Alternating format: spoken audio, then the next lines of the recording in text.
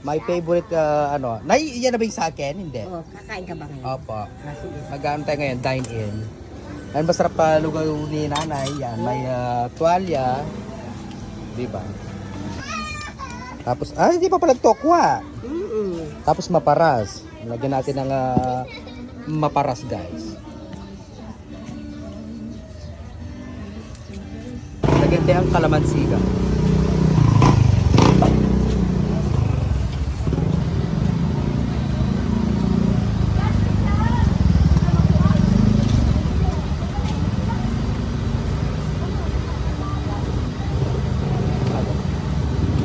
Hindi talaga nagbabago yung ano mo, nanay.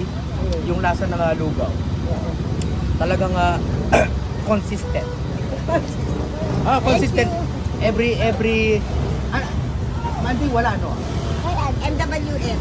MWF wala si nanay. So dito lang to sa Barangay San Juan Banyo, guys. So dito, guys, syempre dahil taga dito lang ako. So dito ako laging bumibili ng lugaw. So MWF wala si nanay. So Tuesday, Thursday lang yan. Tsaka Sunday, yan. Sabado, Saturday sa Sunday. Paras, ne? The more spicy, the more delicious. Ewan ko ba, yung spice kasi, di ba? Added flavors din kasi. Nauubos naman yung lugaw mo, Nunay? Everyday. Hindi, pag naka-open siya.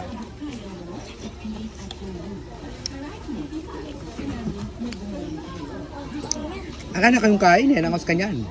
Ay, sang. Wag na, Nay. Okay na po. Shout out sa mga pamangkin dyan, yung si Evelyn Salak, si Jenna Mendoza, and Allen Medina. Nasa Italy po sila, no? Opo, Ako nasa Taguig lang. Sa Taguig. Shoutout sa aking manugang at apo, sa aking anak si Lea, si Jen, at saka si Pepe, si Rina, sa Bikutan, yung dalawa niyang anak. Si Aljo, at saka si Lighted. Sino pa po? Ang Pepe Christopher Medina from Canada. Shout out Ayun. dyan. Sana all no, yung mga kamag-anak nila nanay, yung mga nasa abroad o sa Italy, no, buongiorno.